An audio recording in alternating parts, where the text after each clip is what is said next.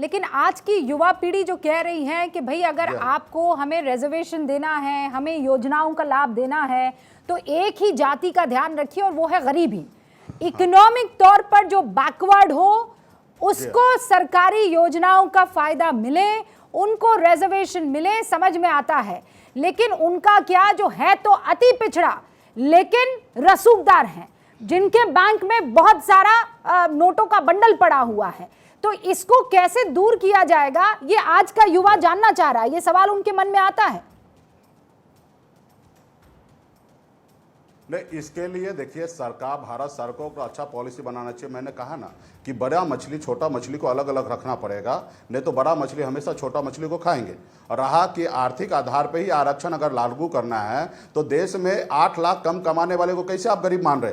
आप एक तरफ 10,000 रुपया महीना दे रहे हैं मनरेगा में, आप बोल रहे हैं कि 10,000 रुपया वाला व्यक्ति जो है वो गरीब है, तो 10,000 के हिसाब से 1,20,000 रुपया होता है। तो आप 1,20,000 या 2 लाख रुपये आप कटअप रखिए, यहाँ तक 5 लाख रुपया कमाने वाले को आप इनकम टैक्स लेते हैं और 8 लाख वाले को आप बता रहे हैं कि गरीब है, तो फिर आप 5 लाख से बढ़ा के 8 लाख तक स्लैब लेके जाइए। कहीं ना कहीं भारत सरकार जो अभी है उनके मन में खोट है और वो नहीं चाहता है कि गरीब पिछड़ा ऐसे लोग आगे आए। और ये जो बात कर रहा है कि जाति के आधार पर नहीं आर्थिक आधार पर होना चाहिए, तो आर्थिक आधार पर भी हम भी रेडी हैं। आप हमें, हमारे बिहार में 10% आरक्षण है, हम जनसंख्या हमको 10% आरक्षण दीजिए, आप हमको 10% आरक्षण दीजिए, वही आरक्षण दीजिए जो ईडब्ल्यूएस को आपने आरक्षण दिया कि 10% आर्थिक आधार पे दीजिए। मुकेश सहनी को आरक्षण नहीं चाहिए। हम भी चाहते हैं कि मेरे समाज में जो पिछड़ा है, जो 8 लाख से कम कमाने वाले लोग हैं, उनको आरक्षण आप दीजिए, लेकिन आप वो नहीं दे रहे हैं।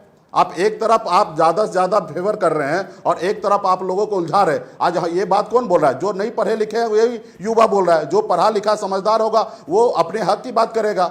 आज बात कर रहा है ना कि मेरे रोजगार चाहिए, आप कहाँ रोजगार दे रहे हैं? बात कर रहा है लेकिन आप उस पे तो नहीं जा रहे। लेकिन आप कुछ विशेष चीज को लेके आप आएंगे तो नहीं होगा। आज ये आरक्षण क्यों मांग रहे?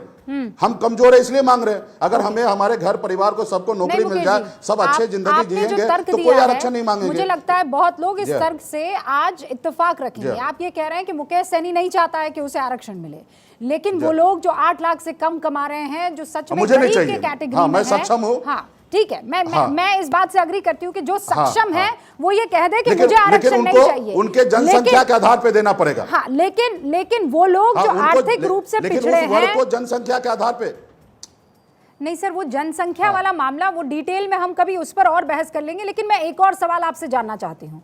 अब आज तो हम बात कर रहे हैं आर्थिक तौर पर। 10 आदमी हूँ और मेरे एक आदमी को नहीं, रूबिका जी 1 मिनट, मैं 10 आदमी हूं। हाँ। और आप मेरे को एक आदमी को आर्थिक आधार पर आरक्षण दीजिएगा तो ये तो मैं सही नहीं होगा ना। अगर हम 10 आदमी हैं तो 10 आदमी के जनसंख्या के आधार पे हमें उतना हिस्सा चाहिए ना। फिर मुकेश सहनी अपना हिस्सा लेने के लिए नहीं रहेगा। आप जब हमको हमारे तरीके से नहीं दीजिएगा तो फिर तो सबको चाहिए ना।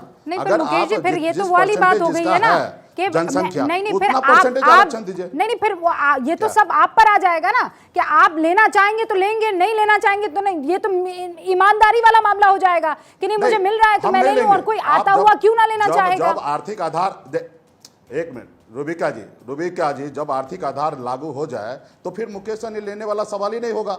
जब हम खुद इनकम टैक्स करोड़ों का भर रहे हैं तो हम भला कैसे ले सकते हैं? रहा कि हम जब लेंगे नहीं लेंगे तो जो हमारे लोगों को, इसके बदले में मेरे लोगों को मिलना चाहिए ना। हमारे लोगों को मिलना चाहिए, 10% हमको चाहिए। उसमें कटअप जो भी आए उस कटअप में हमारे लोगों को आरक्षण मिलना चाहिए। हमारा जितना आबादी है देश में या राज्य में उतना हमको आरक्षण चाहिए। उसमें निश्चित तौर पे जो सक्षम है उसको आप चाहिए तो साइड कर दीजिए। नहीं पर मुकेश जी आप तो दोनों बातें कह रहे हैं, या तो आर्थिक आधार पर होगा या पॉपुलेशन के आधार पर होगा। ये दोनों आधार पर तो नहीं हो सकता है ना। आप कह रहे हैं चिट भी मेरी पट भी मेरी। आर्थिक और पॉपुलेशन नहीं होगा कैसे नहीं होगा? आर्थिक और पॉपुलेशन दोनों आधार मानना पड़ेगा। कैसे?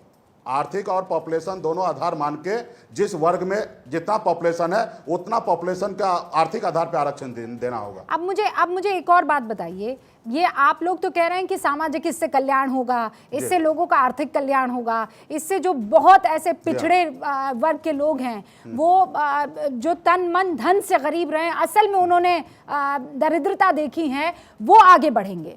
लेकिन इसका असल में जवाब जो पॉलिटिकल पंडित कह रहे हैं मुकेश सहनी जी, वो ये कह रहे हैं कि कोई बदलाव नहीं होने वाला है, ये सिर्फ और सिर्फ हिंदुओं को बांटने का मामला है ताकि वोट बैंक पॉलिटिक्स चमके, मंडल वर्सेस कमंडल की राजनीति हो जाए। आपने पहले कह दिया ना पॉलिटिकल पंडित, तो पंडित जी जो है ना वो हमारे फेवर में कभी नहीं हो सकता है। वो हमारा हमेशा चाहेंगे कि हम मुकेश सहनी का खाना खा ले। तो पॉलिटिकल पंडित जी जो बोलेंगे उसके हिसाब से देश नहीं चलेगा। आप बताइए देश में क्रांति आया कि नहीं आया? ओबीसी आरक्षण लागू हुआ, मंडल भर से कमंडल हुआ, तो देश में क्रांति आया कि नहीं आया? क्रांति आया। आज अगर आप ईडब्ल्यूएस आरक्षण अगर लागू कर रहे हैं, आप स्वर्ण समाज से पूछिए नीचे में जो गरीब लोग हैं उनको नौकरी मिल रहा है कि नहीं मिल रहा है? क्रांति आया कि नहीं आया? आया क्रांति, लेकिन तरीका गलत है।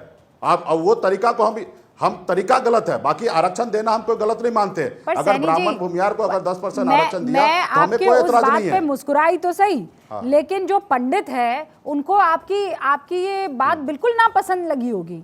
आपने सारे पंडितों को एक ही रंग में कैसे? पंडित जी के हिसाब से हम नहीं चलते हैं। नहीं, आप पंडित के हिसाब से मत चलिए, पर आपने भी तो वो रेसिज्म दिखा दिया ना कि अगर पंडित है तो वो आपके खिलाफ ही होगा। आप अगर एक राजनेता होने के नाते ऐसी बातें करेंगे तो अभी तक यही है। पंडित आपको कहेंगे कि आप उनके साथ भेदभाव कर रहे हैं। देखिए, ये हमें हमारे जैसे युवा लोगों को ये बात नहीं बोलना चाहिए। मैं इस बात से पहले नहीं मानता था। जब मैं बॉम्बे में रहता था तो मैं निश्चित तौर पे ये चीज़ से मैं काफ़ी दूर रहता था, लेकिन जब मैं बिहार में आया हूँ, देख रहा हूँ लोगों को जाति देख के दबाया जा रहा है, लोगों को परेशान जाति देख के किया जा रहा है। और जब मुझे पता चल रहा, मैं महसूस कर रहा हूँ, एहसास कर रहा हूँ, तो मैं क्यों नहीं इसके लिए फाइट करूंगा। आज हमारे लोगों के लिए आप रहने के लिए घर नहीं दे रहे हैं, उनके बेहतर व्यवस्था नहीं दे रहे हैं। हमारे लोग इलाज के अभाव में मर रहा है। हाँ, हमारे लोगों को आप 1,20,000 रुपया मनरेगा में दे रहे हैं, आप कह रहे कि वो गरीब है 1,20,000 रुपया मिलेगा। अरे भाई, तो मनरेगा में आप कीजिए 70,000 रुपया महीना।